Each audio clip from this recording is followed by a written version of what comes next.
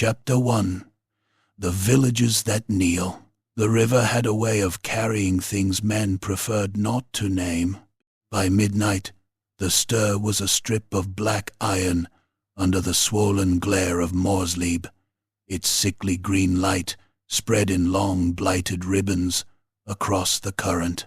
The reeds along the banks shivered in the wind like ranks of whispering beggars. Dead branches clawed at the sky, mud sucked at the pilings of the river watchposts. Somewhere, in the dark, a heron made a sound like a woman being throttled. Ludolf Voss stood in the prow of the patrol boat, with one hand on the lantern pole and the other resting near the butt of his pistol. The light painted the seams of his scarred face in jaundiced yellow. He had not slept properly in 2 nights, and the river stank of old weed, fish rot, and something sweeter underneath, something coppery, fresh. "Boat ahead," called Hela from the oars. Ludolf narrowed his eyes. At first it was only a snag in the dark, something low and angular drifting broadside in the current. Then Morrslieb slid between clouds and washed the thing in corpse light. A ferry.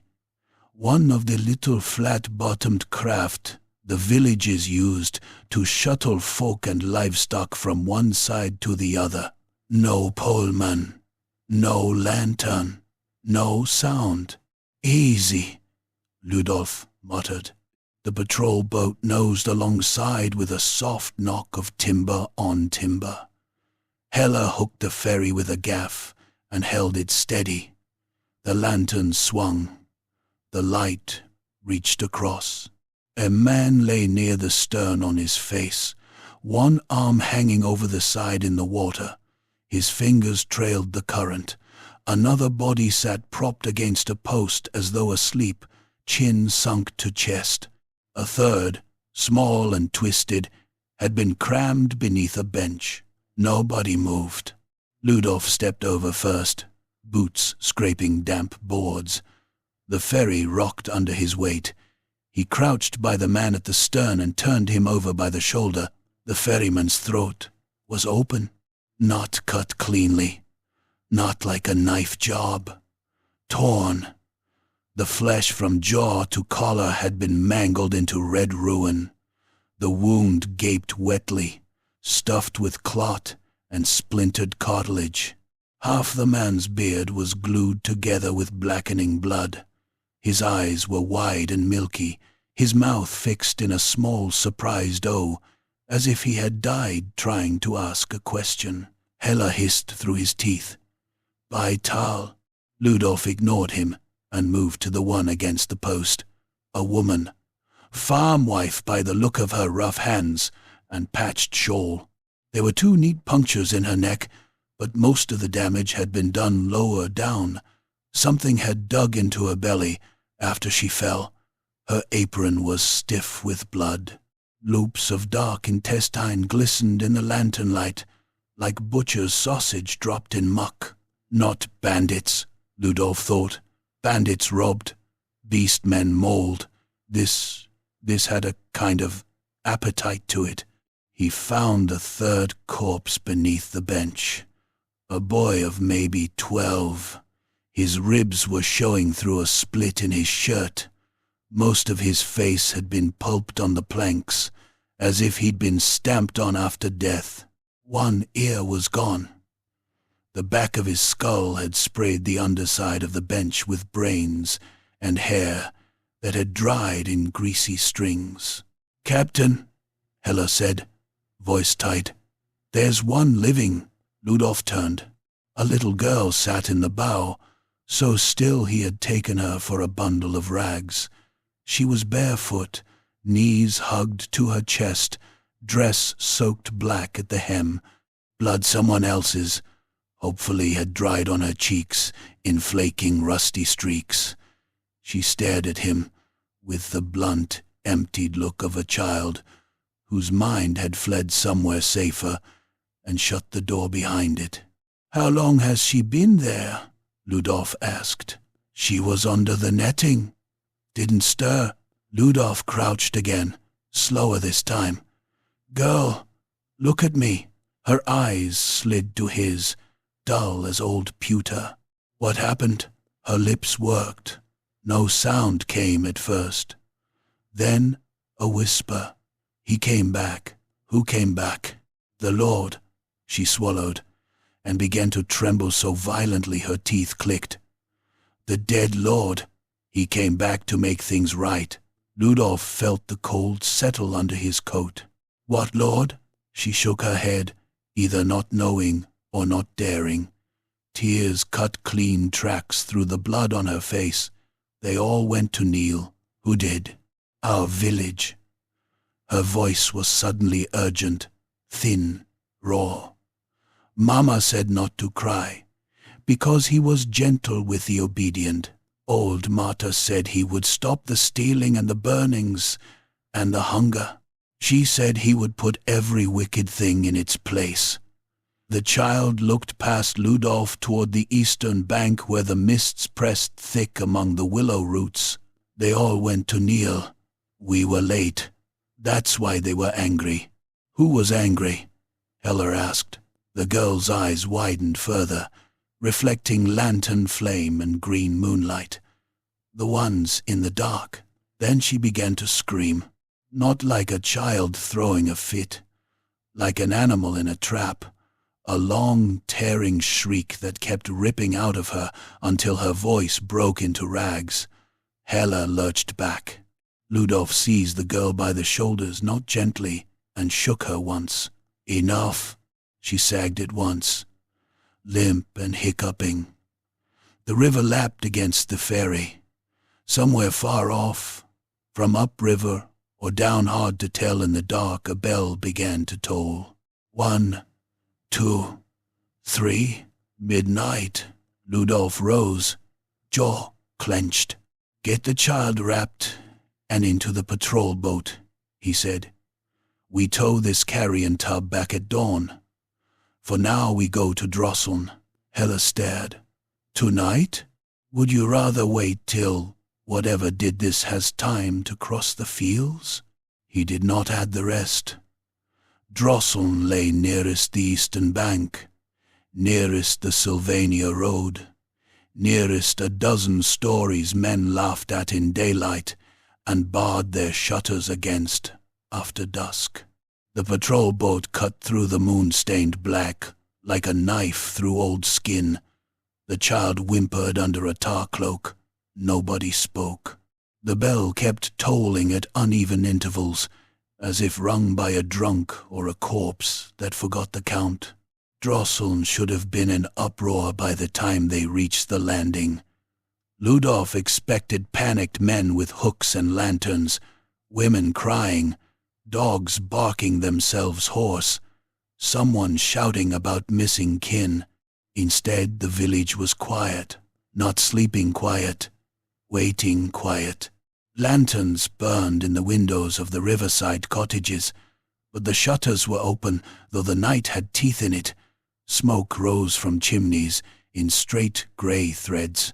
The muddy lane leading up from the landing had been swept. Ludolf saw no drunks, no pigs rooting in refuse, no half-starved mongrels. Even the dung heaps had been tidied into proper mounds, and on every door, tied with twine or nailed above the lintel, hung a sheaf of grain stained dark red. Hella muttered, "That weren't there last week." Ludolf climbed the bank.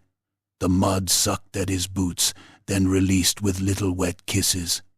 His hand stayed on his pistol. He did not like order in a Stirland border village. It was unnatural, like finding gold teeth in a plague pit. A man emerged from the nearest house, carrying a lantern. He was a broad-shouldered fellow in a reeve's coat, grey beard combed, boots polished with tallow. Ludolf recognized him a moment later. Ottmar Fenn. The reeve gave a small, almost courtly bow. "Officer Voss. Out late." Ludolf looked him over. No signs of panic, no grief, no surprise at armed patrolmen appearing after midnight. You've had people murdered on the river, Ludolf said. Ferryman, farmwife, a boy. There's a surviving child. Fenn's expression did not so much as twitch. Sad business. That's all? The roads and waters have not been safe for some time. Ludolf stepped closer, until the reeve had to tilt his head to keep eye contact. Then perhaps you'd like to tell me why your village looks like a temple floor before a tax collector's visit. Fenn smiled faintly. Because things are improving. From other houses, villagers emerged. Men in work shirts, women in shawls, old folk leaning on sticks, barefoot children clutching door frames. They came without speaking and stood in the lane under the moon's diseased shine. Their faces were calm, too calm, as if each had practiced the same expression in a looking-glass. Ludolf became aware of Hela shifting behind him, and of how very few choices there were when a lane filled at both ends. Improving, Ludolf repeated. Yes. Fenn lifted the lantern a little. Its light caught the red sheaf over his door. No bandits this 7 night. No grave robbers. No missing stores. No fights outside the alehouse. Folks who steal now answer for it. Folks who beat their wives answer for it. Folks who shirk their duty answer for it. There is measure again. Justice. He said the last word with reverence, usually reserved for gods. And who dispenses this miracle? Our Lord. Your Lord's been in the ground for generations. Fenn's eyes shone wetly in the lantern light. And yet he has returned. A brittle laugh nearly escaped Ludolf, but the sound died before reaching his throat. He could smell turned earth now. It clung to the villagers, a damp, loamy stink like fresh-dug graves. He noticed black dirt packed beneath Fenn's nails. Saw it on others, too. On old women, on boys, even on the hems of their Sunday clothes. Who opened the cemetery? Ludolf asked. Nobody answered. Then someone came through the crowd from the lane above, with a hooded lamp and a staff capped in black wood, shaped like a crow's head. She was tall for a woman, harsh-faced, broad across the shoulders under a travel-stained mourning cloak. White ash marked her brow in the sign of Morr. A silver raven hung at her throat. The villagers parted for her, unwillingly. Sister, Ludolf said, more relieved than he cared to show. She came to stand beside him, gaze flicking once over the crowd, then to the red grain over the doors. Officer, her voice was low and grave-dry. Sister Gerda Kalt, she said, not taking her eyes from Fenn. Temple of Morr, Vortbad Road. I was told Drosselm's dead had grown restless. I see the matter is worse. Fenn's smile thinned. You are not welcome here, carrion wife. Gerda planted the iron-shod butt of her staff in the mud. No place profaning the sleep of the dead welcomes me. A murmur ran through the villagers, not angry, more like disappointed children hearing a guest insult their father. Ludolf seized the moment. Take me to your cemetery, Fenn. No, that was not a request. He reached for the reeve's collar. Fenn moved quicker than a man his age had any right to. His lantern smashed into Ludolf's face. Glass burst. Burning oil splashed his cheek. Ludolf reeled, vision flashing white-hot.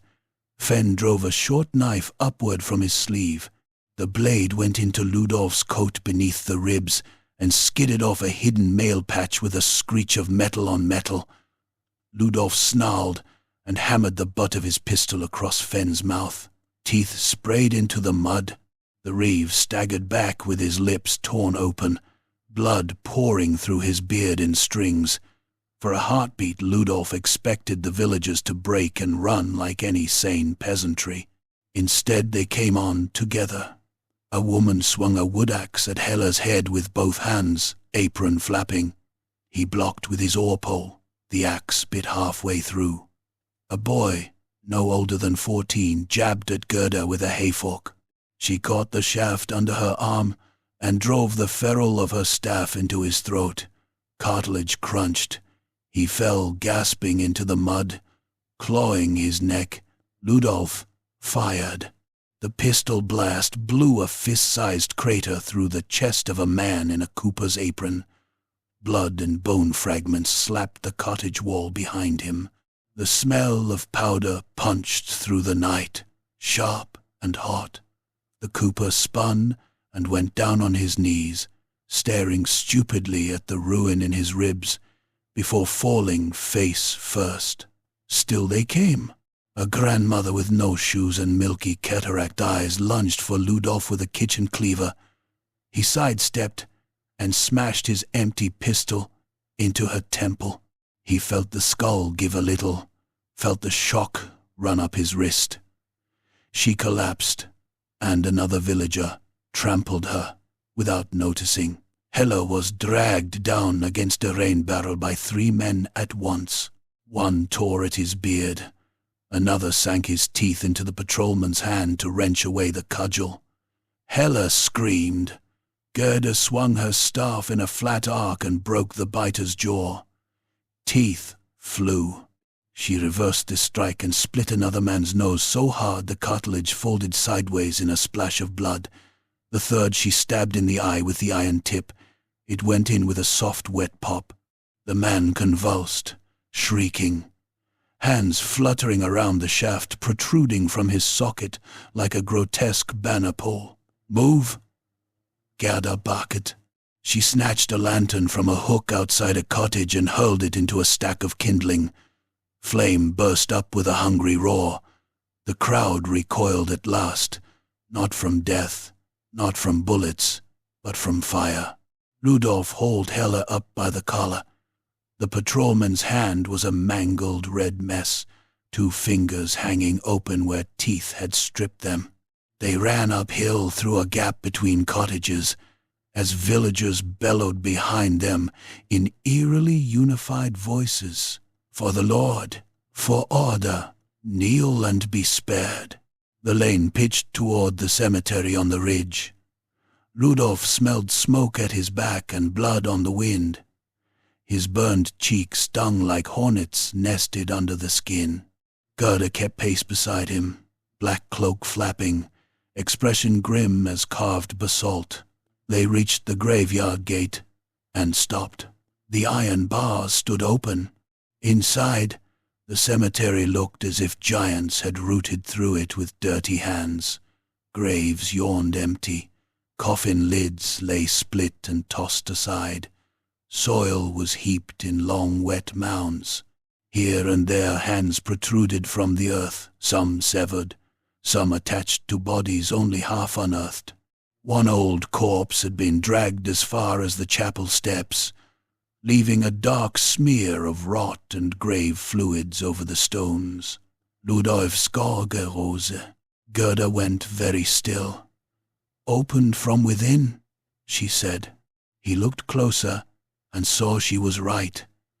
Several coffins had burst upward, planks bent and scattered outward. Nails had torn free from the inside. One lid still had bloody crescents scored along the inner face, where dead fingers, or something wearing dead fingers, had clawed at the wood. Below the hill, the villagers spilled into the cemetery path carrying torches, hooks, spades. Their faces were no longer calm.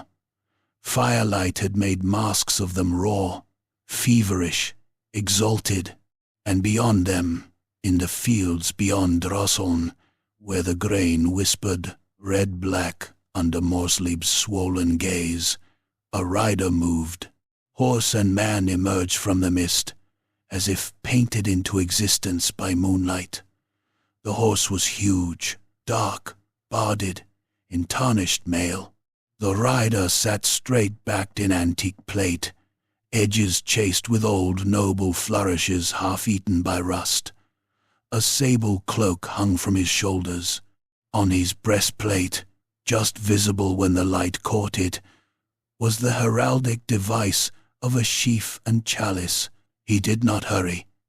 He only reined in among the furrows and looked up toward the hill. Ludolf could not make out the face beneath the helm's shadow. He did not need to. Something in the set of the figure, in the absolute confidence of that stillness, chilled him deeper than all the blood and screaming had. Around the rider, peasants dropped to their knees in the mud. Gerda's mouth tightened.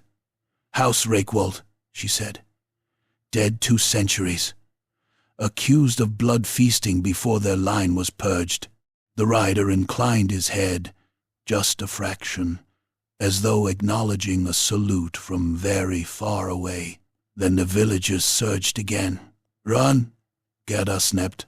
They turned from the graves, vomited open, and the kneeling crowd below, and fled into the trees beyond the cemetery wall, with torches flaring behind them, and the dead noble's gaze following like cold iron laid across the back of the neck. Chapter 2. 3 Against the Night. They ran until the screams thinned behind them, and the trees swallowed the torchlight. The woods above Drosseln were no true forest, only a ragged stretch of alder, thorn, and black-trunked willow clinging to the sodden rise above the stir. In daylight it was a miserable place for cutting firewood and losing boots in the muck. Under Morrslieb it became something else. The branches knotted overhead like 100 arthritic hands strangling the sky. Dead leaves slithered underfoot with the sound of wet parchment. Bramble thorns hooked at coats and skin. Every puddle shone green as old gangrene. Ludolf Voss stumbled down a deer path, one hand pressed to his side where Ottmar Fenn's knife had punched hard enough to bruise through coat and mail. His burned cheek throbbed with every heartbeat.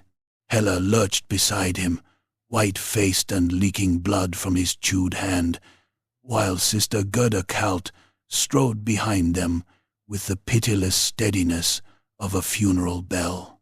They did not stop until the bell from Drosseln ceased ringing, and the village was only a red smear through the trunks. Hela bent double, gagging. "They went for us like dogs. Dogs bark first," Ludolf said. He leaned against a tree and forced himself to breathe through the stink of churned earth and blood. His pulse was still running hot. In his mind he could feel again the recoil of the pistol, hear the soft, ugly crack of skull under the butt, see the old woman coming at him with the cleaver, and no fear in her face at all. That was the worst of it. Not frenzy, not panic, obedience. The villagers had attacked as if they were merely continuing a task begun earlier in the evening. Gerda knelt by Hela and peeled back the remnants of his glove. The hand beneath looked more meat than flesh now. The back of it had been torn open in a ragged crescent where a man's teeth had ripped down to tendon. 2 fingers sat crooked, skin hanging in strips. Mud had gotten into everything. Hela hissed between clenched teeth. "Tell me plain. You'll keep it if the rot doesn't take it," Gerda said. "Hold still." She poured strong spirits from a travel flask straight into the wound. Hela convulsed and screamed into his sleeve. The spirits washed pink, then bright red, then darker again as dirt and blood ran off his wrist. Ludolf stared through the trees toward the east. Somewhere beyond them lay the road to Sylvania, the old border marches, the manors and graveyards and stories sensible folks spat to break the omen of.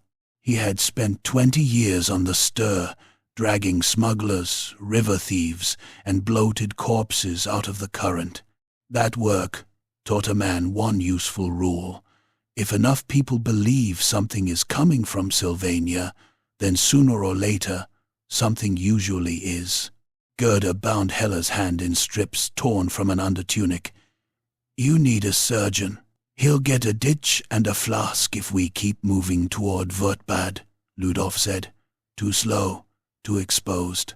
Then we make for Kaltwiese Toll, Gerda replied.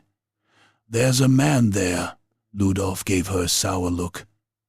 There's always a man. This one may still be useful. That alone told him she disliked the choice.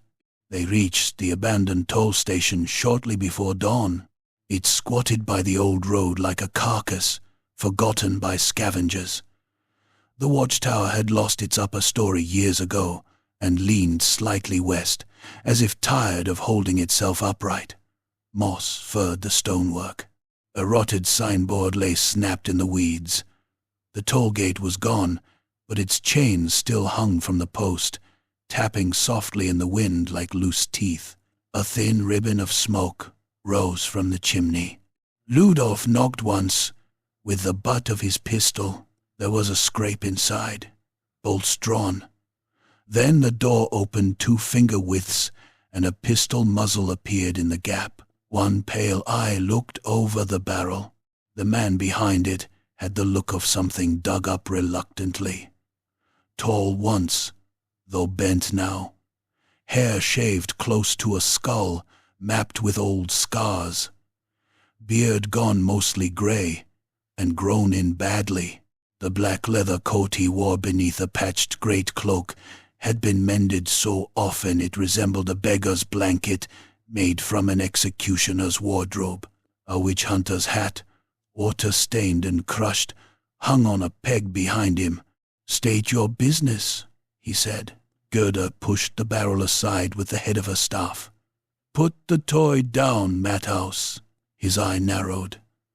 Then the door opened a little wider. Sister Kalt. He glanced at Ludolf and Hella. And company. His nose twitched at the blood. You look as though the night had opinions. We need shelter, Gerda said. Then you must be desperate. Ah, he stood aside. Inside, the toll station smelled of tallow smoke, damp leather, old paper, and the medicinal tang of boiled herbs, failing to disguise mildew. Maps were pinned across one wall, many inked over with notes in circles. Powder flasks hung beside bundles of dried garlic, iron nails and sealed reliquaries. A sword rested on the table beside a Wellock pistol stripped for cleaning.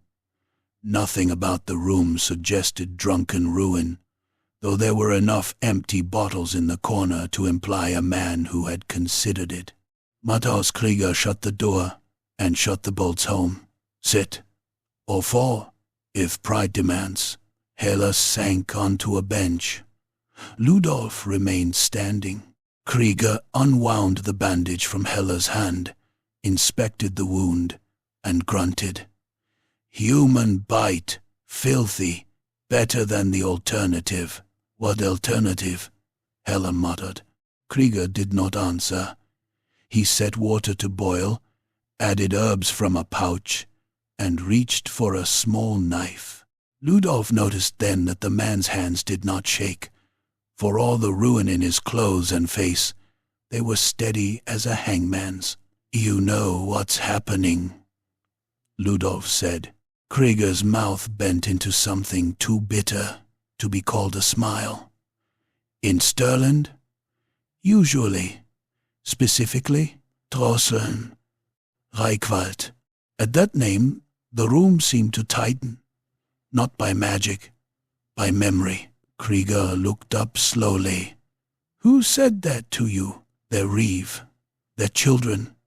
They're dead, by the smell of it. Gerda stepped closer to the table. House, Reichwald. Their cemetery was breached from within. Villagers have marked their doors with red sheaves. They speak of a returned lord bringing peace. Krieger's jaw flexed once.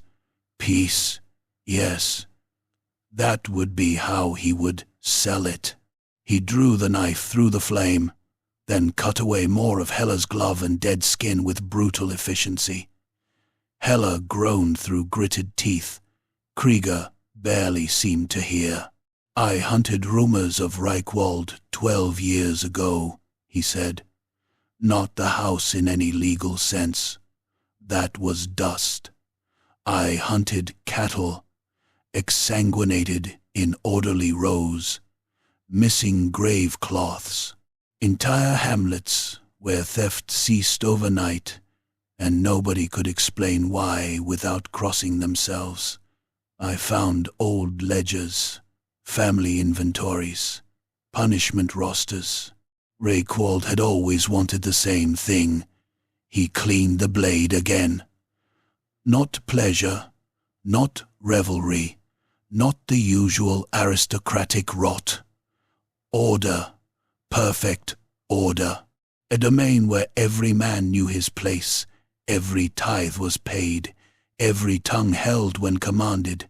No dissent, no hunger, no crime. A kingdom of bowed heads, built on blood," Gerda said. Krieger nodded. "Built on need. Blood was just the tax." He stitched Hela's hand with coarse black thread. The needle passed through torn flesh and out again with a soft, wet sound. Hela nearly bit through his lower lip. Ludolf folded his arms. "You say all this like a scholar. Why isn't he Ash?"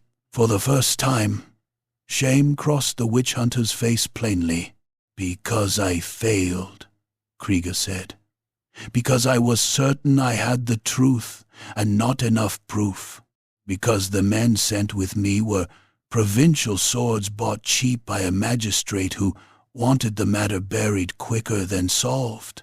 Because when the manor burned, I believed what was beneath had burned with it." He tied off the last stitch. It had not. Silence sat thick for a moment, broken only by Hela's ragged breathing and the tick of rain beginning against the shutters. Krieger rose and crossed to the wall maps. He tapped 3 villages east of the Stir with a nail-blackened finger. Drosseln, Eulen Marsh, Hayburn's Ford. Reports from all of them over the last month. Less bandit activity, better grain accounting, fewer drunken stabbings. People vanish, yes, but the ones remaining speak of improvement. No panic, no petitions for aid. That should have frightened someone with a functioning skull. It did not reach anyone with a functioning skull, Ludolf said. "No," Krieger replied. "It reached officials." He moved his finger to marks along the river, grain levies at night, extra wagons, barges with covered cargo, and armed peasant escorts. Not looting, collection, organization. That is the shape of it. He is not hiding in a crypt, snatching the occasional fool from the road. He is rebuilding a fief. Ludolf stared at the ink circles and felt something heavy settle in his gut. "How many villages?" "Enough." Gerda tightened her grip on her staff. "Then we confirm it, and cut out the heart before the rot spreads farther." Krieger gave a dry laugh. "That piety almost makes me nostalgic." By evening, they were on the road again.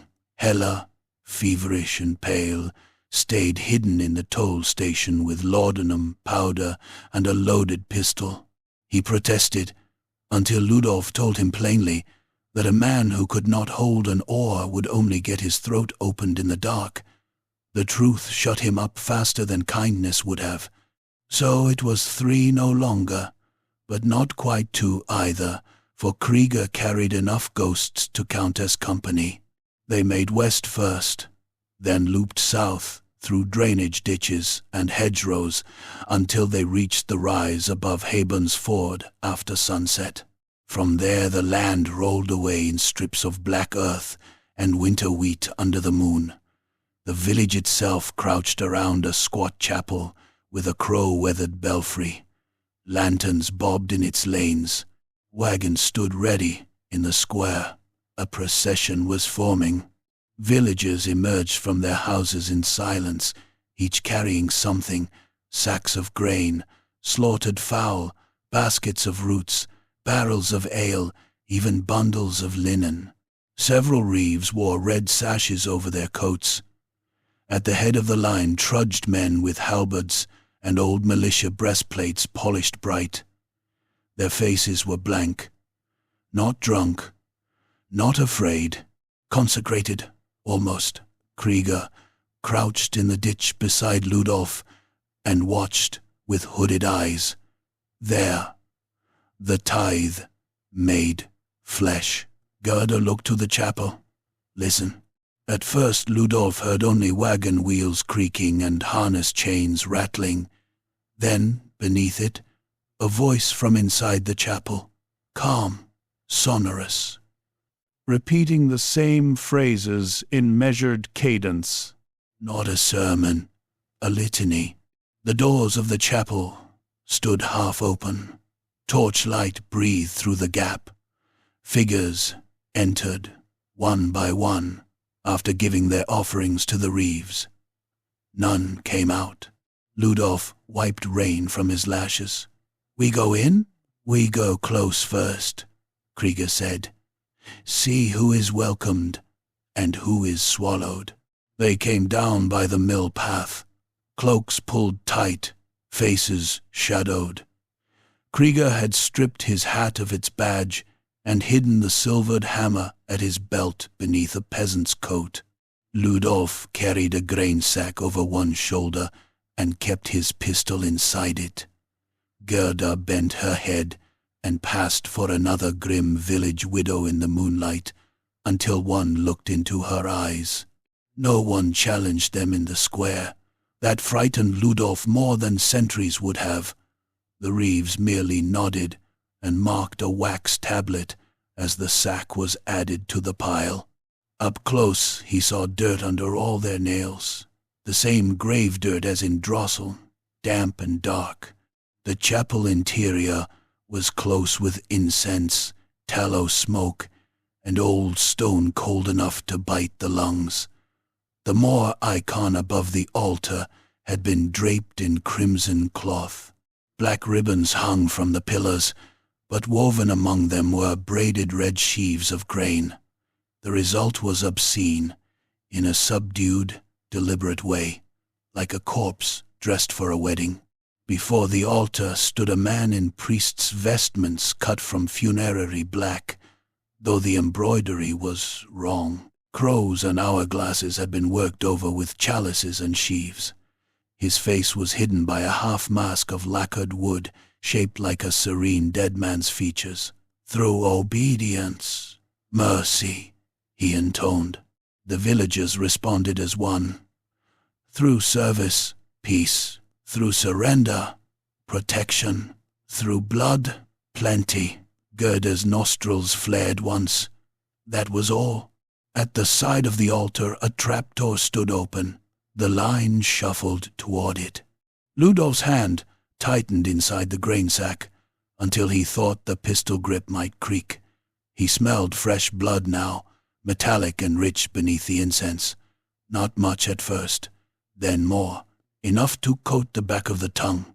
One by one, villagers descended into the dark. Krieger brushed his sleeve. A signal. Move. They slipped out of line and around the nave's edge into the shadows behind the rood screen. From there, a stair of worn stone corkscrewed down beneath the chapel. The litany above continued, muffled now, each response falling through the floorboards like soil onto a coffin lid. Below was the crypt. The chamber had once been a proper charnel vault, with alcoves for village bones and stone slabs for the honored dead. Now it had been rearranged with fastidious horror. Candles burned in rank after rank, their yellow light slicking off damp walls. Grain sheaves, painted red, leaned between old skulls in the niches. The center of the vault had been cleared. A chair stood there. No, not a chair. A narrow, high-backed seat with leather straps darkened by old use. A woman sat bound in it. Not old, not young, perhaps 30. Farm stock, strong shoulders, face hollowed by want. Her eyes were wide and fixed on something in front of her. Her mouth worked soundlessly around a gag of blood-wet cloth. One sleeve had been cut away. Her forearm was laid open from wrist to elbow in a neat professional slit, and the blood ran into a silver basin held beneath by an acolyte in black. At the foot of the chair knelt 3 villagers, drinking from smaller cups as if taking sacrament. Ludolf's gorge turned. On the far side of the basin stood the thing they had come to see. Not the Lord himself. Something lesser. A steward, perhaps, or favored corpse. It wore the remains of a noble's livery coat over mail black with age. Its skin was stretched parchment pale across the bones of its face. The lips had shrunk back from narrow teeth too long to be human. Its eyes were red-brown, old blood in lamplight. One hand rested gently on the woman's hair, as if comforting her. "His Grace thanks you," it whispered. Then it bent and fed. The mouth opened wider than it should have. The teeth went into her throat just above the collarbone. Not a clean puncture. A brutal, intimate tearing. Flesh yielded with a wet rip. The woman convulsed so hard the chair legs scraped stone. Blood jetted over the steward's jaw and breast. One of the kneeling villagers moaned, not in fear, but reverence, and lapped spilled red from his cup like a starving dog. Gerda moved first. Her staff smashed into the nearest acolyte's temple with a crack like a mallet striking marrow bone. He dropped before the basin hit the floor. Krieger's pistol thundered in the confined vault. The ball took a kneeling villager through the cheek and out the back of the skull, spraying the wall with blood, teeth, and yellow-white fragments of bone. Ludolf lunged for the chair as the steward recoiled, hissing through its ruined mouth. The crypt exploded into screams. The bound woman kicked blindly as Ludolf slashed the leather straps. The steward came in fast, far faster than a dead thing in mail had any right to move. Its claws raked his shoulder and tore through coat and skin together. Hot pain burst down his arm. He rammed his forehead into its face. Cartilage crunched. It barely noticed. Its breath hit him grave mold and raw meat. Krieger drew his sword and hacked at its neck. The blade bit halfway through. Black blood sheeted out, thick as pitch. The creature shrieked and backhanded him hard enough to throw him into a bone niche. Skulls burst around him in a rain of splinters and teeth. Above, boots pounded. The litany had broken. Someone was shouting. More than someone. "We're blown," Ludolf snarled. Gerda seized the fallen basin and flung its blood into the steward's face. It screamed again, not from pain but fury, blinded for a heartbeat. She drove the iron-shod end of her staff up under its jaw. Bone broke. The thing staggered. Ludolf snatched the woman from the chair and shoved her toward the stairs. "Run!" She made it 3 steps before a halberd came down from above and split her scalp to the teeth. She dropped without a sound, half on the stair, half off it, brains loosening in a grey-red spill down the stone. Then the villagers came. Not a mob this time. A levy. Militia in scavenged armor. reveres with cudgels, men and women with threshing flails, axes, hooks, and sharpened spades. Their boots thundered down into the crypt, while others spilled through side passages from the ossuary. Somebody had opened the bone stores. Long dead remains tumbled underfoot, jawbones cracking, femurs rolling like clubs. Krieger ripped his sword free and met the first halberdier chest to chest. Steel rang. The witch hunter twisted inside the shaft and drove his dagger up through the man's chin. The blade punched into the brain. The halberdier spasmed, eyes bursting wide, and Krieger shoved him backward into the press. Ludolf fired point blank into a reeve carrying a billhook. The shot blew the man's sternum apart in a cloud of meat and cloth. Gerda broke a woman's wrist with her staff, then snapped the same woman's nose flat with the return strike. Blood sprayed over the crows and sheaves painted on the walls. Someone caught Ludolf across the back with a shovel. Pain flared white. He turned and smashed the pistol barrel through the attacker's mouth, feeling teeth pop and gums split under steel. "Cellars!" Krieger roared. "Side passage." He kicked aside a heap of old bones and revealed a low archway behind the ossuary niches. Ludolf and Gerda fell back toward it, fighting by inches. The steward, black blood pumping from its mangled throat, still tried to crawl after them, fingers clawing through the red mud of fresh spillage. One of the villagers tried to help it rise. Gerda stamped on his knee. The joint bent sideways with a cracking tear of tendons. He screamed and went down. They plunged through the arch into a grain cellar cut beneath the chapel stores. The air changed at once. Less incense, more mildew, rat droppings, and old barley. Sacks were stacked to the ceiling in leaning walls. Narrow lanes ran between them. It was almost dark. Only a few lanterns burned, their light trapped in burlap and dust. Behind them, the villagers poured into the passage. Krieger snatched a lantern from a peg and hurled it into the nearest grain stack. The flames took with startling hunger. Dry chaff flashed gold, then orange, then roaring white at the heart. Smoke boiled low and thick. Rats burst squealing from torn sacks and darted through boots. Men coughed.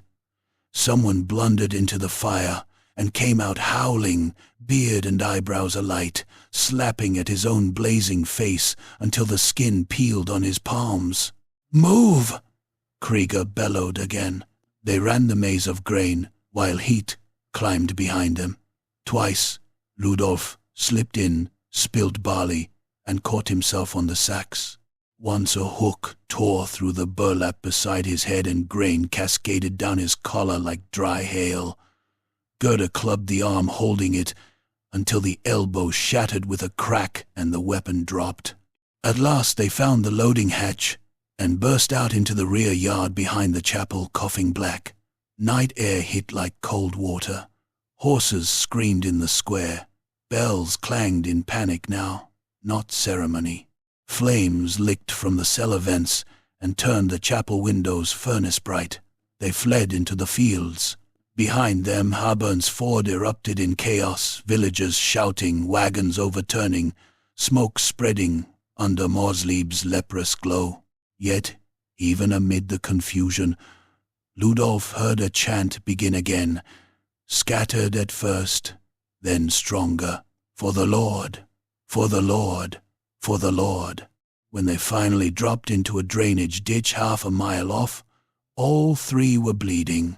Krieger wiped soot and blood from his mouth with the back of his hand.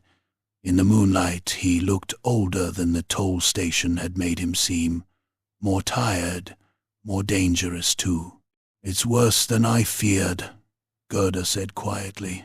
Krieger laughed once, without mirth. "No, it is exactly what I feared." Ludolf looked back at the burning chapel.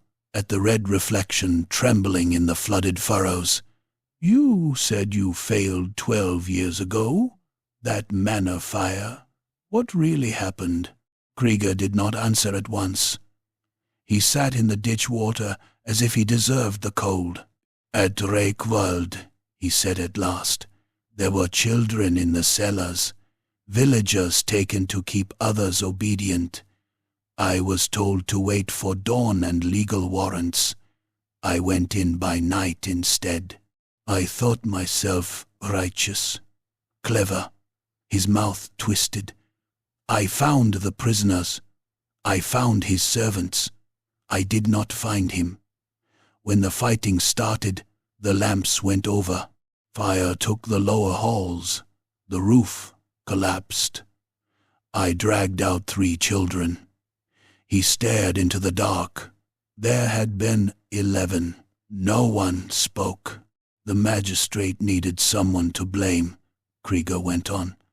"A witch hunter without proof is a madman with a badge. A burned estate and dead children made the case for him. I lost the seal, the hat, the rank. Men said I had seen monsters in shadows because I could not bear my own incompetence." He turned then and looked at the glow on the horizon, where Haben's ford smoldered like a wound. "I know what is waking, because I left the door unbarred the first time. That is my sin.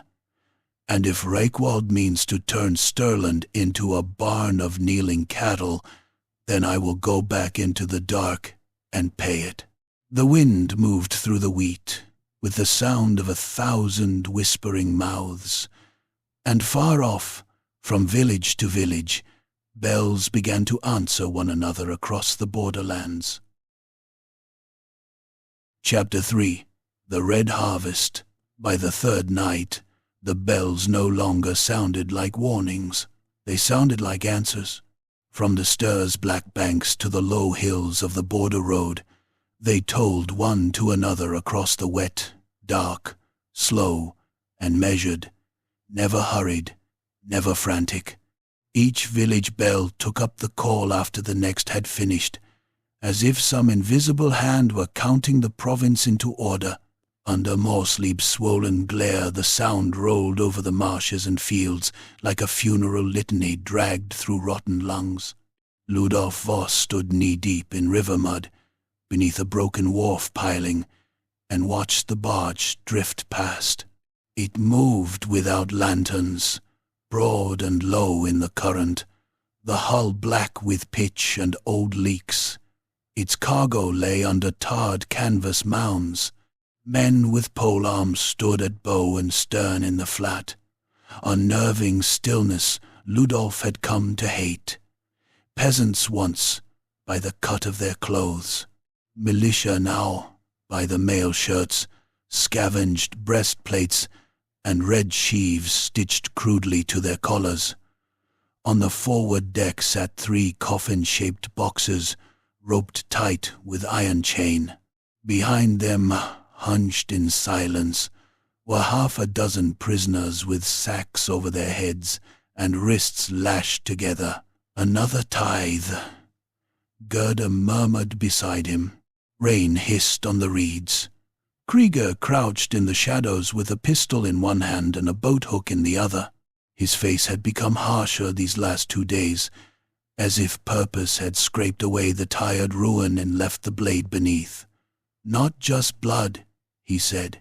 "Bodies, soil, grain, men. Every piece of a lordship, gathered and counted." Ludolf spat into the mud. "Authorities?" Krieger gave him a sidelong glance. "Würtbad's magistrates call it isolated border unrest. The road wardens at Hohensumpf turned us away and smiled while they did it. One customs clerk on the river wore a red sheaf pinned inside his coat where he thought no one would see." Gerda's jaw tightened, either enthralled or bribed. "In Stirland," Ludolf said. "You call that a coalition. It had gone that way all day. They had tried 3 hamlets and a manor watchtower. At one, the local elder had sworn there was no trouble, while a line of villagers, pale and glass-eyed, unloaded chained crates into his cellar. At another, a captain of militia had listened with folded hands, while Ludolf described open crypts and blood rites, then gently suggested that spreading panic on the Sylvania border could itself be construed as sedition. His men had kept their hands very close to their blades during the conversation.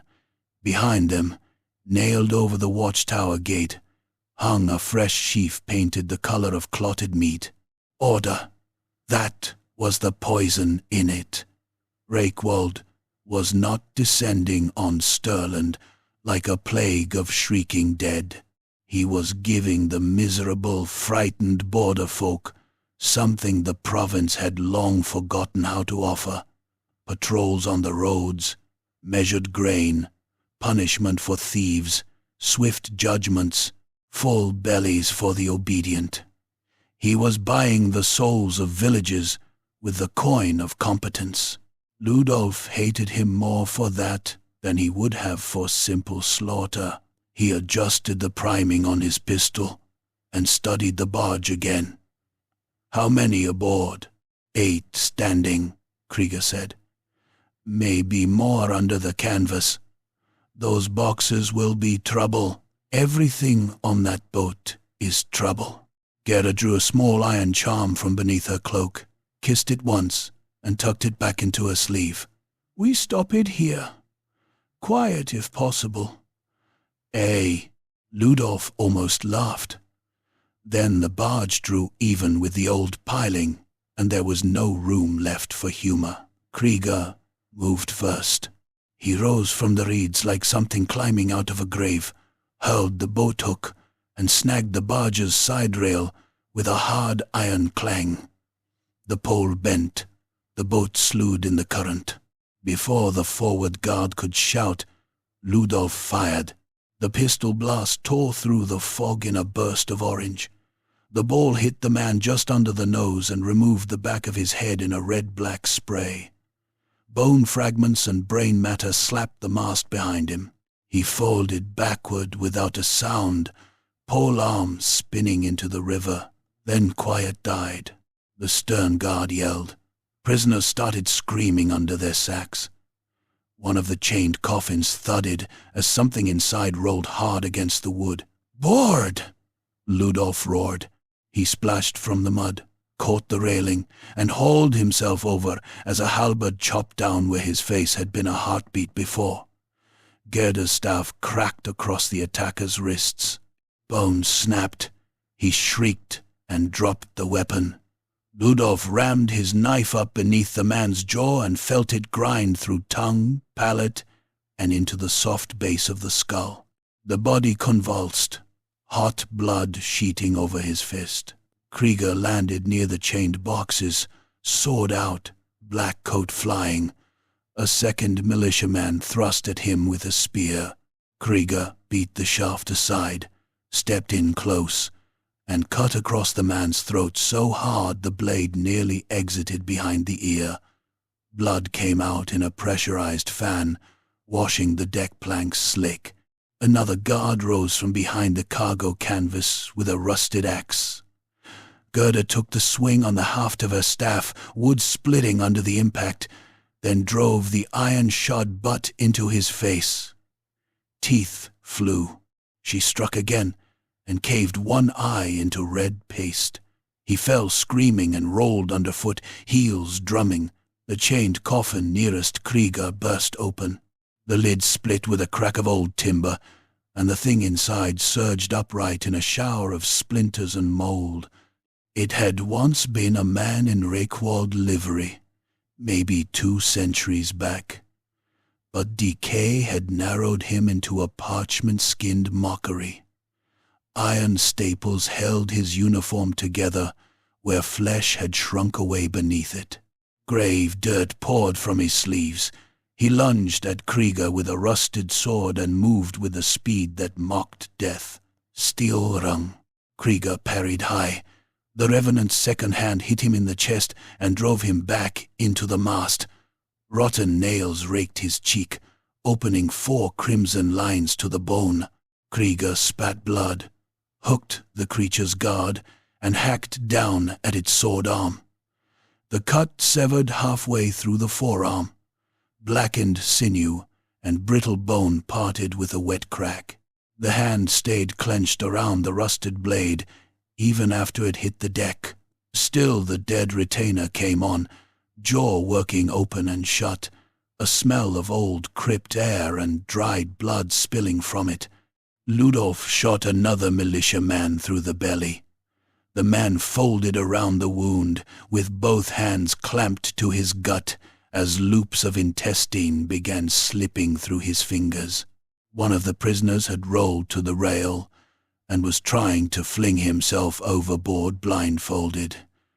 Gerda slashed his ropes free with a knife and shoved him flat as a crossbow bolt hissed over them into the river. "More from the stern," she shouted. 3 shapes boiled out of the fog on the towing skiff behind the barge. Not peasants this time. Men in mail and old half-plate, faces hidden behind visored helms, shields painted with the sheaf and chalice of House Reichwald, grave guard retainers. Their armor looked as if it had been polished in the dark for generations. One carried a cavalry saber, one a mace. The third leveled a pistol. Ludolf threw himself sideways just as it fired. The shot smashed through the rail where his ribs had been and showered him with splinters. He hit the deck hard, breath blasted out of him, and the saber man vaulted aboard. The retainer fought in utter silence. No curses, no exertion, just efficient murder. He cut one freed prisoner from shoulder to heart in passing, the blade biting through collarbone with a sound like an axe splitting wet wood. The man collapsed in 2 leaking motions, one knee dropping first, then the rest of him. Ludolf met the second cut with his own short sword. The impact numbed his arm to the elbow. The retainer pressed like a machine, edge turning, trying to slide down and open Ludolf from jaw to navel. Ludolf stepped inside the line, head-butted the visor, and heard cartilage crush behind metal. The retainer reeled half a pace. Ludolf drove his knee into the man's groin out of reflex, got nothing, and swore. Dead, or enthralled too deep to care. The mace-bearer came at Gerda. She dipped the first swing, but the second caught her across the shoulder with a crunch that spun her half around. Her cloak burst in a spray of wet cloth and blood. She bit back the cry, reversed the staff one-handed, and jabbed the cracked end through the eye slit of his helm. The wood punched in with a hideous gelatinous pop. He staggered, dropped the mace, and she tore the shaft free, bringing part of the eye with it in a rope of vitreous slime. Krieger had his revenant down on one knee now, chopping methodically at neck and spine, while black grave fluid pumped over his boots. Ludolf, the pistol man, was reloading. Ludolf ducked beneath another saber, cut so close he felt wind off the blade, slammed into the retainer's chest, and carried him both into the chained coffin. Iron links broke loose. The lid toppled. Inside lay not another corpse, but sacks packed with earth dark as clotted blood. Grave soil, Ludolf thought crazily. He's shipping his own damn country with him. The saber man punched a dagger into Ludolf's side. Mail turned most of it, but not enough. Fire lanced into his flank. Ludolf snarled, trapped the man's wrist, and bit at the exposed strip of flesh beneath the visor like an animal. He tore out a mouthful of skin and beard. The retainer jerked back in startled reflex. Ludolf used the moment to ram his thumb up under the helm and into the eye. This time the scream came. He shoved hard. The eye burst under his thumb with a warm, soft collapse. The man fell backward, flailing. Ludolf seized the dropped saber and hacked down twice. The first blow split visor and brow. The second buried in the neck, half severing the head. Blood fountained dark across the grave soil sacks. The barge, untended, had drifted broadside into a snagbank. The hull groaned. Fog swarmed around them in white rags. One of the prisoners, free now, leapt overboard and vanished into the current with a splash and a shriek. The pistol man raised his weapon at Gerda. Krieger flung his sword. It spun end over end and drove through the man's throat from the side, punching out beneath the far jaw in a spray of blood and broken voice. He toppled into the river, clutching the blade, and was gone before the red had finished spreading. The last grave guard with the ruined eye slit came stumbling at Gerda through pain and blind fury.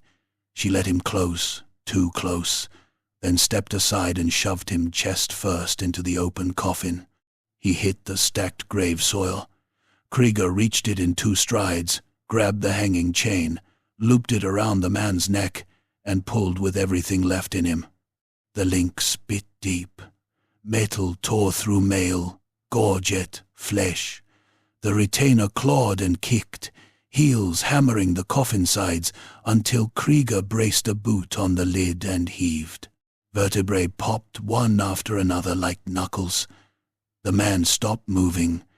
Black blood bubbled from under the chain and soaked into the earth.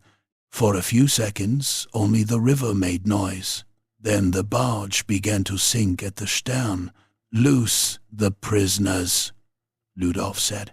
They cut the last ropes and shoved the survivors toward the shore. 2 ran at once and did not look back. One dropped to his knees in the reeds and vomited. Another just stared at the chained coffins and wept without sound. Gerda pressed a hand to a bruised shoulder and looked at the grave soil. "He is preparing consecrated ground, defiled ground," Krieger said. "Enough of it, and enough blood, and he can anchor all manner of filth." Ludolf wiped his mouth with the back of his hand. It came away red, whether from his split lip or the man whose face he had bitten, he did not know. "Then we stop him at the source." "Let means the manor," Gerda said. "No," Krieger replied. "First the shrine." By dawn they reached what had once been a roadside shrine of Morr on a low ridge overlooking the border fields. The place had been wrecked long before. The raven statue lay beheaded in the weeds. The little votive house was roofless, half burned, its altar stone split down the middle. Rain had made a shallow pool in the cracked flagstones, and charred prayer strips clung to the rubble like dead skin. Gerda entered the ruin with the care of a woman stepping into a sick room. Ludolf kept watch while she worked. Krieger ranged the hill and returned with 2 men and a woman from a nearby crofter's holdfast, hard-faced folk with wood axes, a rusted hunting spear, and a hunted look of people who had seen their neighbors change shape without changing skin. There would be more like them, Krieger said. Not many, but enough to make dying useful. Inside the broken shrine, Gerda knelt in the rainwater and began lifting stones. At first, Ludolf thought grief had made her stubborn. Then she pulled a sealed niche open from under the split altar and drew out an oilcloth bundle blackened by soot but still intact.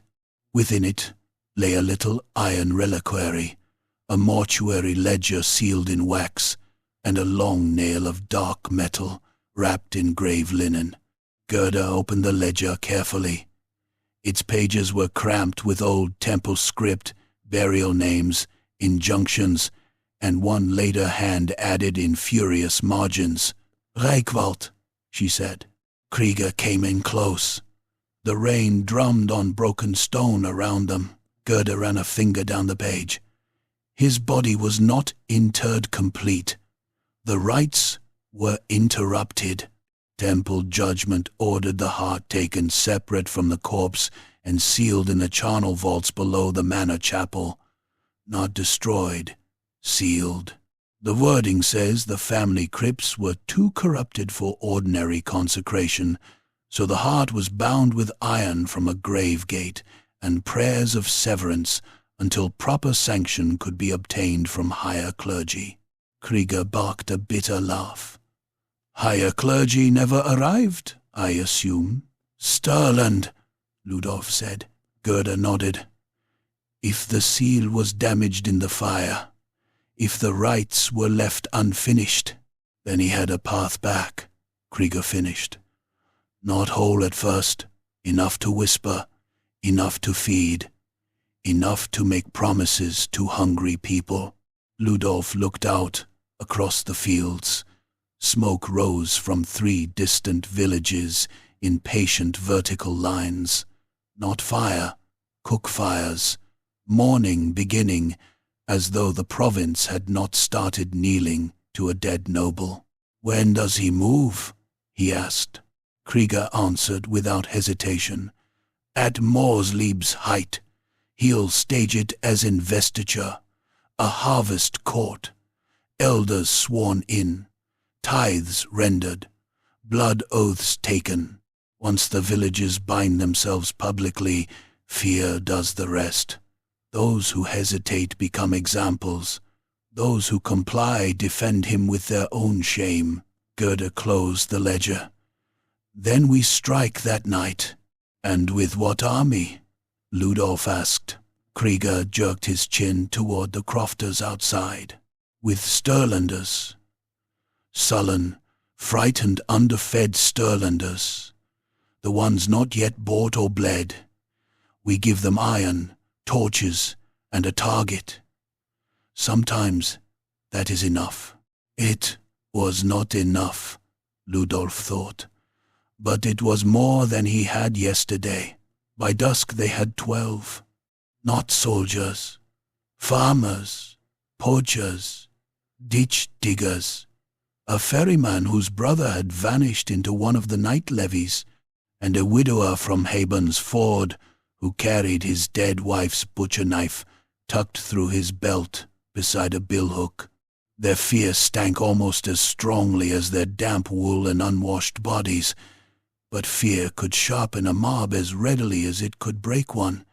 Krieger armed them from caches buried years before, old pistols wrapped in oiled cloth, powder horns, a crate of broadhead bolts, iron crowbars, torches dipped in pitch. Gerda walked among them, speaking not hope but duty, which served better. Ludolf said almost nothing. He checked weapons, showed men how to brace when firing, how to stab upward under a breastplate, how not to freeze when someone started screaming. When the moon rose full and monstrous again, they climbed the long slope toward Reichwald Manor. It stood above the fields, like a bad memory refusing burial. The manor house had burned once, yes, but the bones of it remained, towers with their roofs gone, curtain walls patched in newer stone, gatehouse timbers rebuilt raw and ugly against ancient masonry. Fires blazed in braziers along the approach. Red garlands hung from spears and parapets. Below the walls, hundreds of villagers filled the terraced grounds in silent rows, each holding a torch or a sheaf of grain or both. Wagons creaked in, bells tolled from the ruined chapel tower, without visible hands to ring them. Ludolf felt, with a sick, cold certainty, that he was not looking at a nest. He was looking at a court. On the broad steps before the hall doors stood reeves and elders from half the border villages, faces lit by fire and green moonlight. Beside them waited lines of armored retainers, with halberds grounded. A lectern had been set at the center. Behind it, on a raised stone dais, blackened by the old fire, stood a single high-backed chair, like a throne dragged up from a crypt. No one spoke as Ludolf and his ragged band crested the lower rise. The crowd noticed them in ripples, torchlight turning, whispers dying into stillness. Then Reichwald appeared.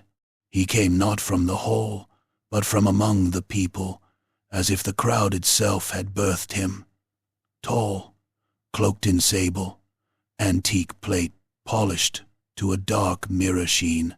His face was pale and finely cut, untouched by rot, with the beauty of a funerary effigy made flesh and given hunger. His eyes found Ludolf at once, across the sea of torches. When he smiled, it was almost kind. "Officer Voss," he called, and his voice carried over the grounds without strain. "You have been troublesome." Nobody moved. Even the wind seemed to wait. Ludolf stepped forward with sword in one hand and pistol in the other, mud drying black on his boots and someone else's blood stiff on his coat. "I get that a lot." Soft laughter ran through the gathered villagers. Not mockery, approval, almost, as if they were watching some formal exchange at a noble feast. Reichwald descended 2 steps from the dais. "You see what they have chosen. Not chains, not terror. Order, safety, bread. The roads are watched. The thief is punished. The widow receives grain. The violent man disappears in the night, and no one mourns him." His gaze shifted briefly to the faces around him. "Your province forgot these people. I did not." Gerda came up on Ludolf's right, staff planted hard. Krieger stood on the left, face like old iron. "You feed on them," Gerda said. Reichwald inclined his head. "And they feed on peace. All dominion is exchange, priestess. Mine is simply more honest." Krieger spat in the dirt. "You call this mercy?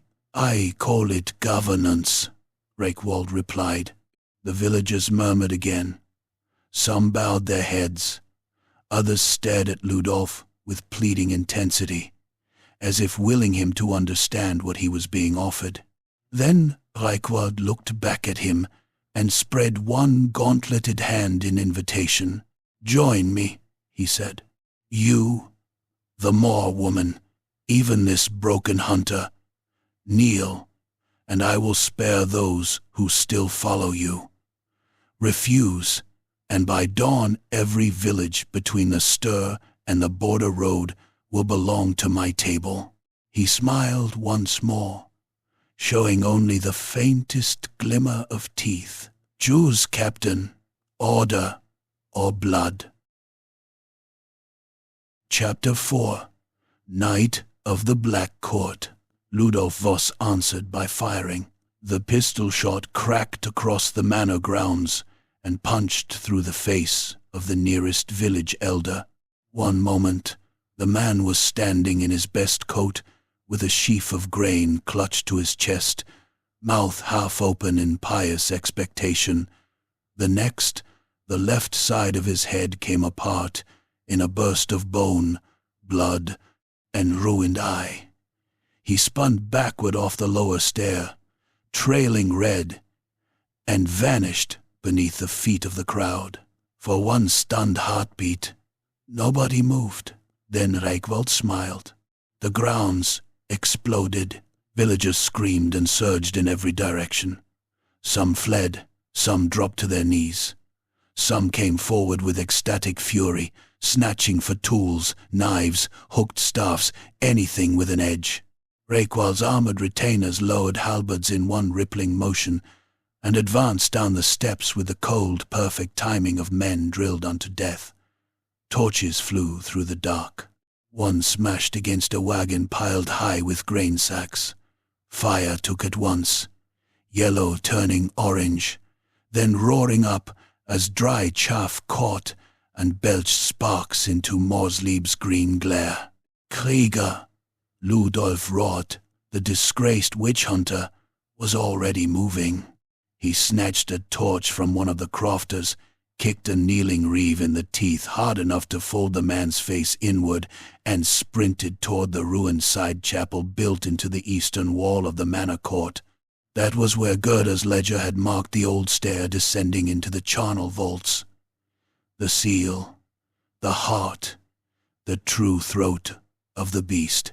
3 crofters went with him, one carrying a crowbar, another a brace of pistols tucked into his sash, the third little more than a ditch digger with a wood axe and murder in his eyes.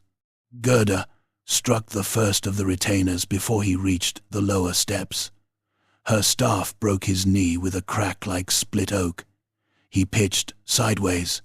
She reversed the blow and smashed the iron ferrule through the grill of his visor. Something soft burst within. He dropped without a cry, though his gauntleted hands kept clawing at the shaft protruding from his face. Then the line hit. Ludolf met a halberd on his borrowed saber and nearly lost the use of his arm. The force of it drove him back 2 steps in the churned mud.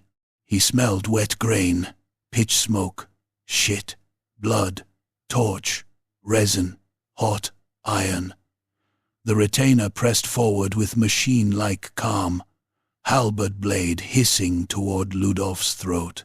Ludolf ducked, felt the wind of it take a strip of hair, and rammed his shoulder into the man's chest.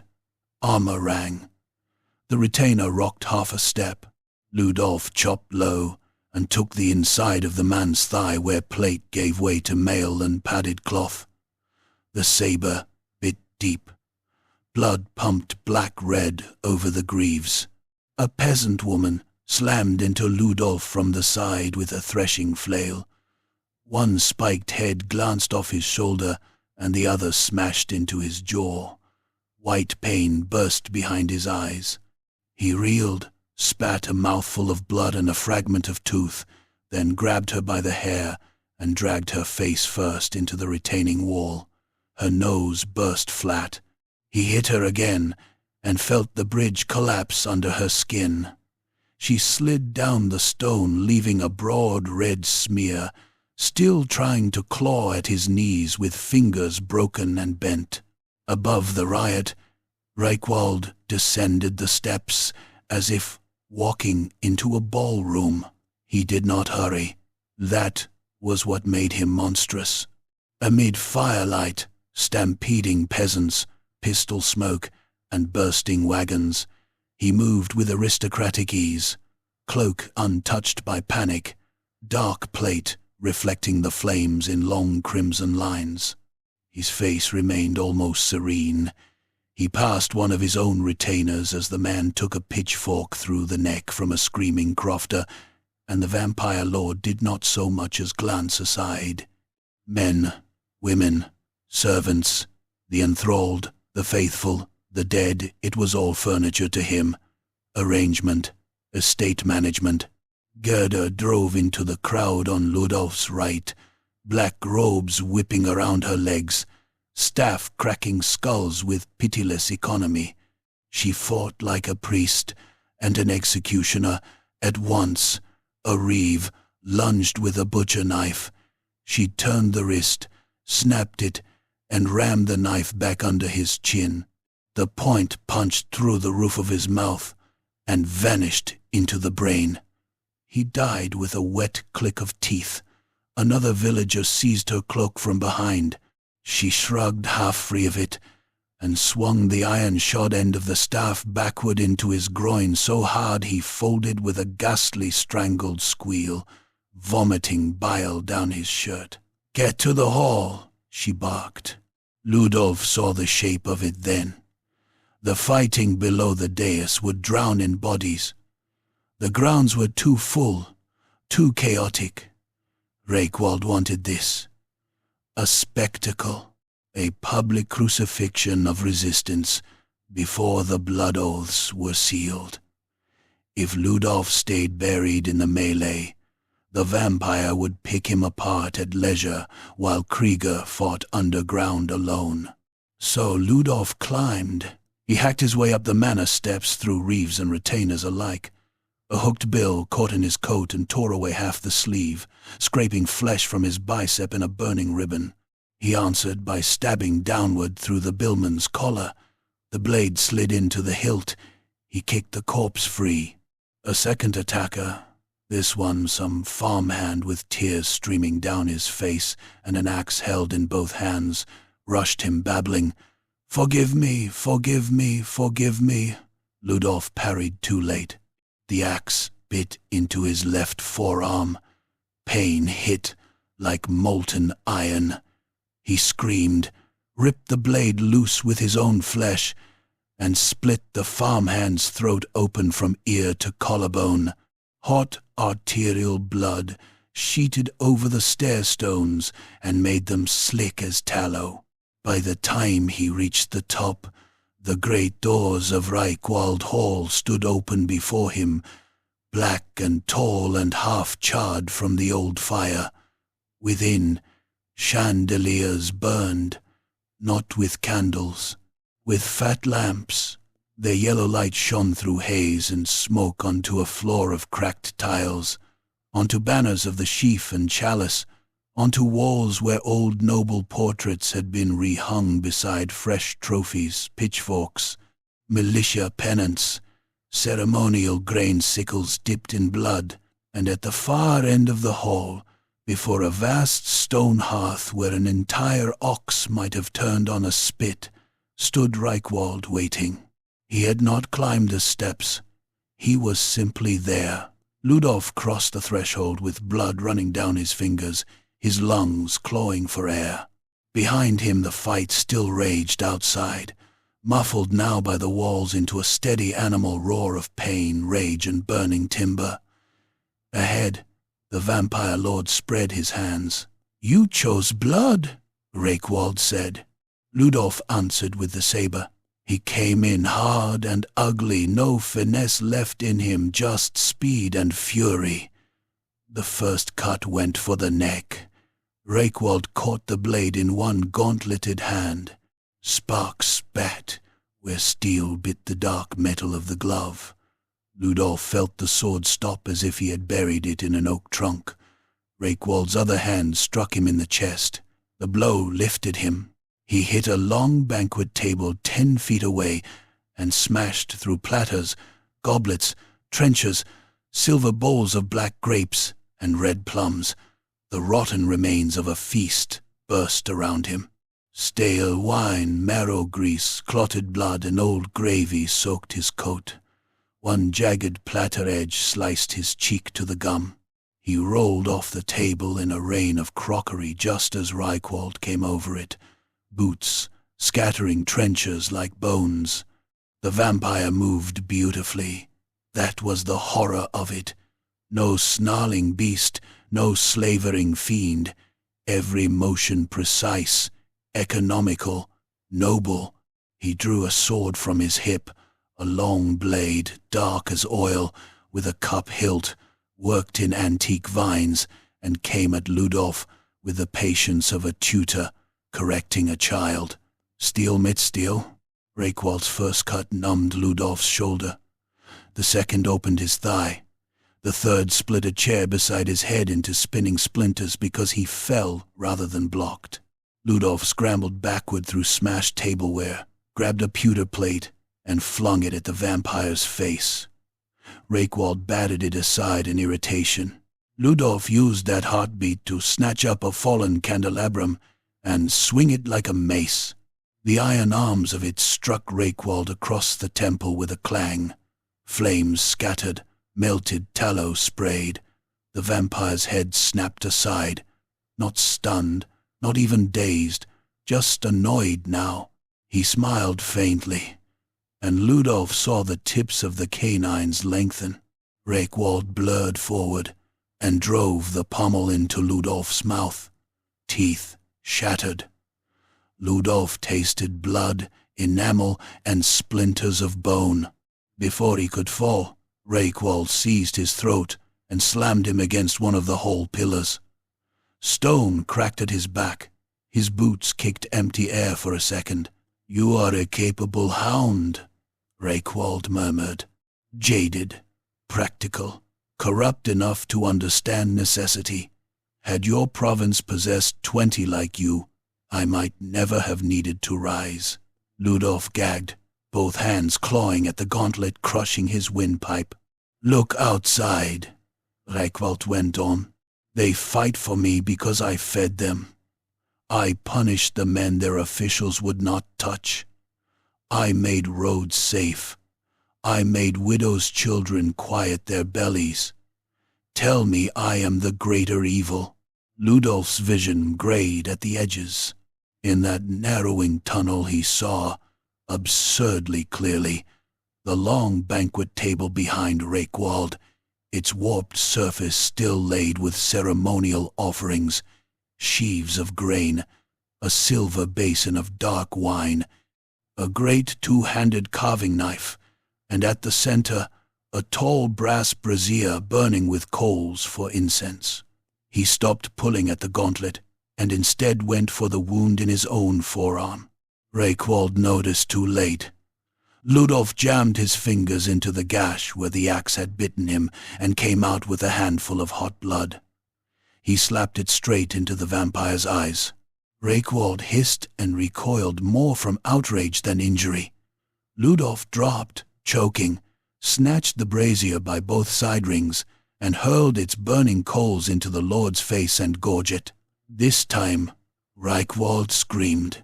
Not because fire truly hurt him, Ludolf guessed, but because sanctified incense and grave herbs had been mixed into the fuel. The coals clung to the seams of the armor and the pale skin of his neck. Smoke streamed up. The smell was hideous perfume, scorched velvet, and something old and meaty beginning to cook. Ludolf lunged and drove the carving knife between the plates beneath Rayquald's arm. The blade went into the hilt. Black blood burst out over Ludolf's hand, thick and hot as butcher's offal. Rayquald smashed him away with a backhand that tore one ear half off and sent him spinning across the floor. He hit hard, slid through broken glass, and lay half-stunned while the vampire ripped the knife free and stared at the black flood on his own gauntlet with genuine disbelief. Below them, deep beneath stone and riot and hall, the manor groaned. The vaults. Krieger had found something. He had found far too much. The stair under the side chapel ran down through smoke-black masonry into a warren of crypt passages crowded with old family niches, collapsed screens, and the smell of centuries of rot disturbed all at once. Krieger led with torch in one hand, sword in the other. The three crofters behind him breathed too fast, boots slapping on wet stone, fear leaking from them like stink from opened bowels. The first dead thing came out of the wall, not from a door. Through the wall, through the fractured brick where mortar had split with age, a skeletal arm in rusted lace cuff thrust free, clawing. Then the skull, jaw working. Then the torso, dragging grave wrappings and black soil behind it, as though the stones themselves were birthing their buried. The ditch digger with the axe gave a sound that was half prayer, half vomit, and chopped downward. The axe took the corpse across the mouth. Teeth exploded. The dead noblewoman, or what had once worn her bones, kept coming. Krieger hacked through the neck and kicked the skull spinning into the passage. More shapes moved in the dark beyond. Too many. "Keep moving," he shouted. They ran deeper, through a chamber where collapsed coffins lay split like rotten fruit, through another where urns had burst, and old ashes turned the floor into slick black paste. Two corpse servants rushed them in livery coats stiff with grave salts. One crofter fired a pistol too early, and blew the hand off his own thumb with the recoil. then screamed as the first servant bit half his face away, from cheekbone to jaw. Krieger split that one from collar to sternum. Gerda's nail, the grave iron spike wrapped in linen, hung at his belt like a promise or a sentence. At last they reached the charnel vault. It was round, low-ceilinged, and older than the hall above it, perhaps older than the house entire. The walls were lined with shelves of skulls mortared into ornate spirals. At the center stood an iron cage sunk into the floor itself. Chains ran from it into the surrounding stone, each link engraved with funerary script, worn almost smooth by time. Much of the cage had buckled in the old fire. One side hung open. Around it the floor was lacquered in old blood, new blood, wax, and the greasy ash of burnt prayers. Within the cage, on a stone plinth, sat the heart. It was the size of a clenched fist, black-red, wet, beating. Each pulse made the chains tremble. Each pulse made the skulls in the walls chatter softly together. One of the crofters whimpered. Then the dead came in from every archway. Family retainers in rusted harness, coffin-thin serving maids with shreds of velvet clinging to their wrists, a child corpse dragging itself by the elbows, lower body left behind somewhere generations past. They flooded toward the cage with blind protective purpose, empty sockets and blood-brown teeth fixed on the living. Krieger shoved the crowbar man toward the plinth. "Open it!" The man bolted instead. He made 3 strides before a dead retainer caught him by the head and turned it all the way around with a single wrench. Vertebrae snapped like kindling. The body stood for a heartbeat, shuddering, then collapsed. Krieger cursed, waded forward, and met the first wave head-on. His sword sheared through rotten collarbones, wrist joints, jaw hinges. Dead hands clawed his coat. Nails raked his scalp. One corpse bit into his forearm and stayed there chewing while he chopped another through the brow. The remaining crofter widower from Hayburn's Ford, butcher knife in fist, screamed his dead wife's name and plunged in beside him. He buried the knife in a maid corpse's eye and had his throat opened by a rusted dinner fork wielded by something wearing a child's burial gown.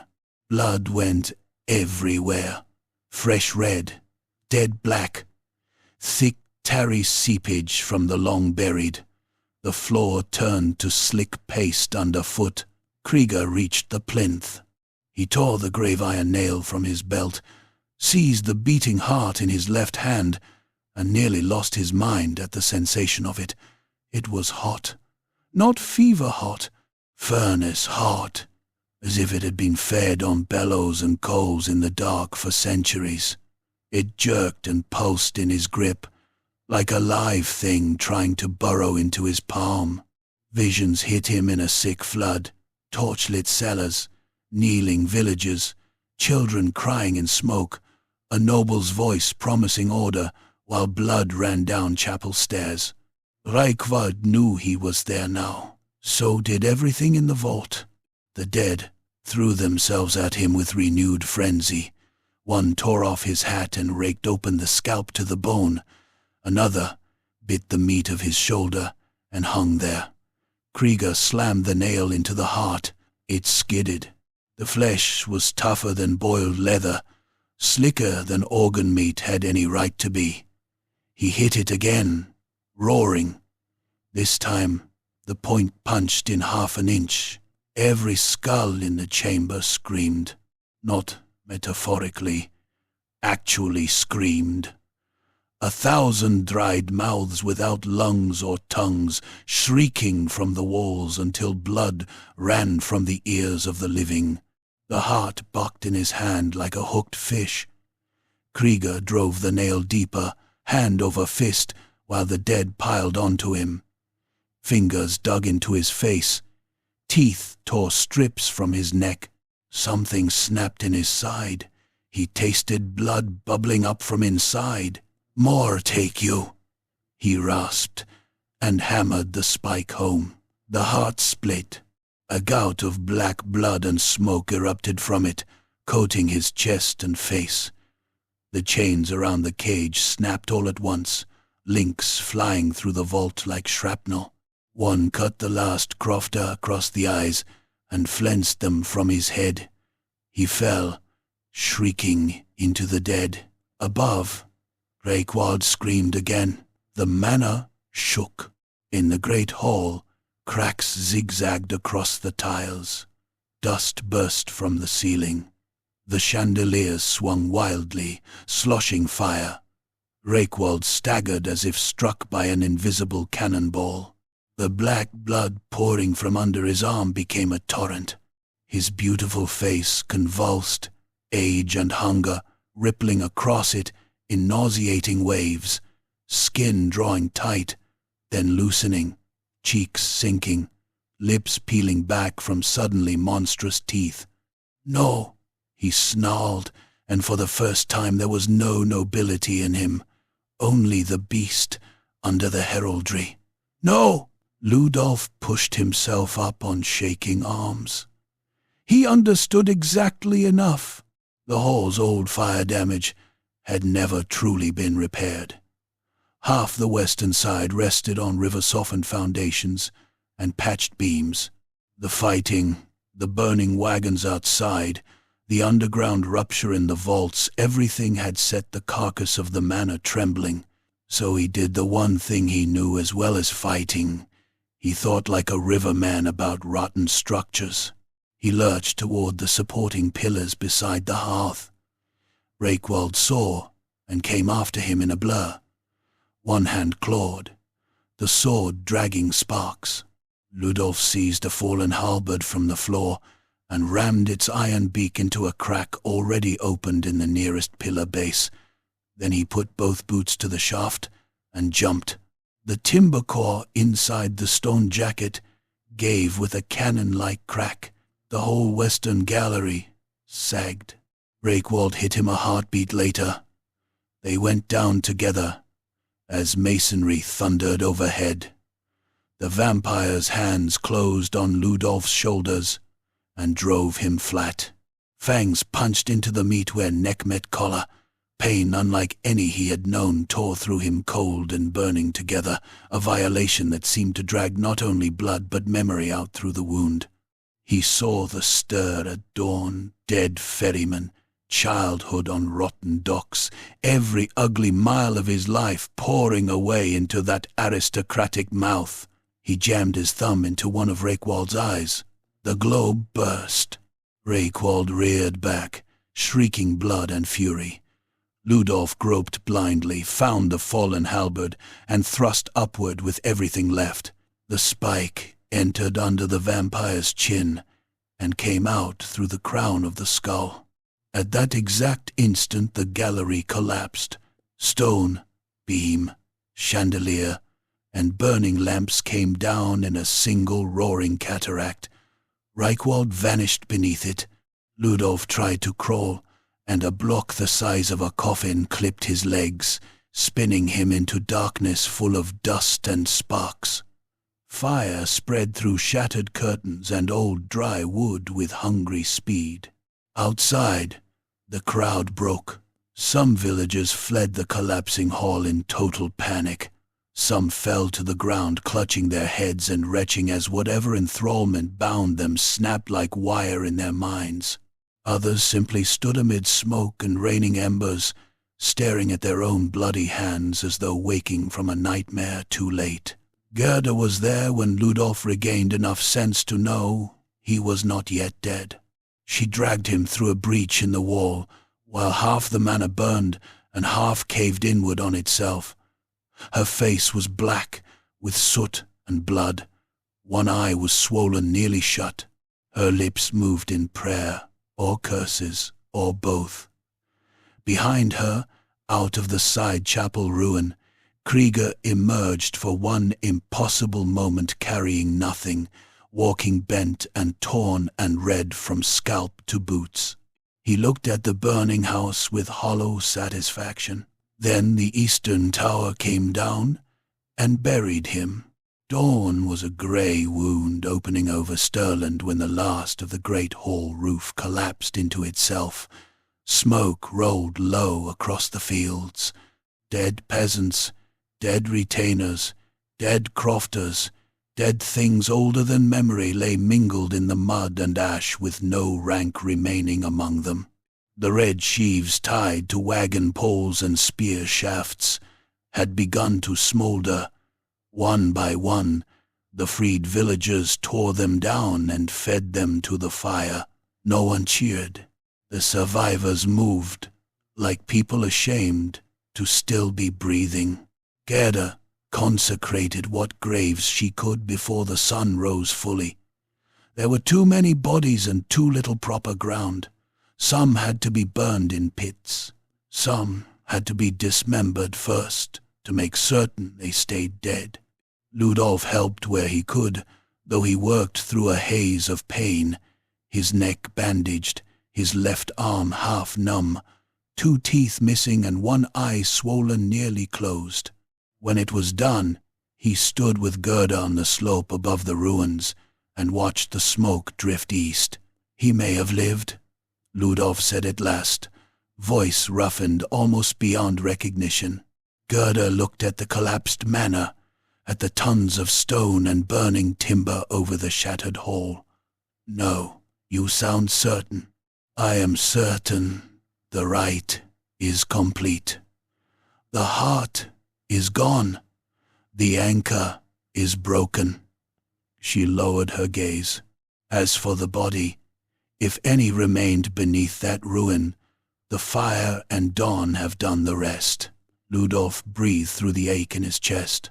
Below them, villagers moved among the dead with blankets and hooks, turning faces, weeping when they recognized one, looking away when they recognized themselves in what had been done. He was right about one thing, Ludolf said. Gerda waited. Stirland forgot them. She did not deny it.